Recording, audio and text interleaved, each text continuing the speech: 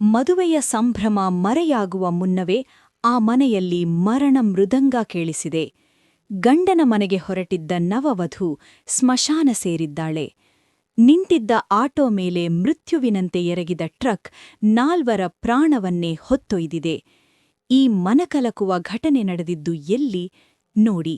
ಮಧ್ಯಪ್ರದೇಶದ ಶಿವಪುರಿಯಲ್ಲಿ ನಡೆದ ಈ ದುರಂತ ಯಾರೂ ನಂಬಲಾಗದಂತಿದೆ. ವೀರೇಂದ್ರ ಮತ್ತು ರಾಜೇಶ್ವರಿ ಜೋಡಿ ಶುಕ್ರವಾರವಷ್ಟೇ ಸಪ್ತಪದಿ ತುಳಿದಿದ್ರು. ಶನಿವಾರ ವಧುವಿನ ಗೃಹಪ್ರವೇಶ ಇತ್ತು. ಆದರೆ ವಿಧಿಯ ಆಟವೇ ಬೇರೆಯಿತ್ತು. ರಸ್ತೆ ಪಕ್ಕದಲ್ಲಿ ಆಟೋ ನಿಂತಿದ್ದಾಗ ಕೋಳಿ ಆಹಾರ ತುಂಬಿದ್ದ ಭಾರೀ ಟ್ರಕ್ ನಿಯಂತ್ರಣ ತಪ್ಪಿ ಆಟೋ ಮೇಲೆ ಉರುಳಿಬಿತ್ತು. ಅಪಘಾತದ ತೀವ್ರತೆ ಎಷ್ಟಿತ್ತೆಂದರೆ ಜೆಸಿಬಿ ಬಳಸಿ ಟ್ರಕ್ ಮೇಲೆತ್ತಿದರೂ ಯಾರನ್ನೂ ಉಳಿಸಿಕೊಳ್ಳೋಕೆ ಆಗಲಿಲ್ಲ. ವರನ ತಂಗಿ ಭೂರಿಯ ತಿಂಡಿ ತರೋಕೆ ಆಟೋದಿಂದ ಕೆಳಗಿಳಿದಿದ್ದರಿಂದ ಪ್ರಾಣಾಪಾಯದಿಂದ ಬಚಾವಾಗಿದ್ದಾಳೆ. ಆದರೆ ತನ್ನ ಕಣ್ಣೆದುರೇ ಅಣ್ಣ ಅತ್ತಿಗೆ ಹೆಣವಾಗಿದ್ದನ್ನ ನೋಡಿ ಕಂಗಾಲಾಗಿದ್ದಾಳೆ.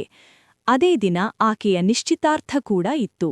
ಸಂಭ್ರಮ ತುಂಬಿರಬೇಕಿದ್ದ ಮನೆಯಲ್ಲಿ ಈಗ ಆಕ್ರಾಂದನ ಮುಗಿಲು ಮುಟ್ಟಿದೆ. ಅಜಾಗರೂಕತೆಯ ಚಾಲನೆ ಎಷ್ಟೋ ಜನರ ಸುಂದರ ಬದುಕನ್ನ ಹೀಗೆ ಅಂತ್ಯಗೊಳಿಸುತ್ತಿದೆ. ಈ ಘಟನೆಯ ಬಗ್ಗೆ ನಿಮಗೇನನ್ನಿಸುತ್ತೆ? ಕಮೆಂಟ್ ಮಾಡಿ.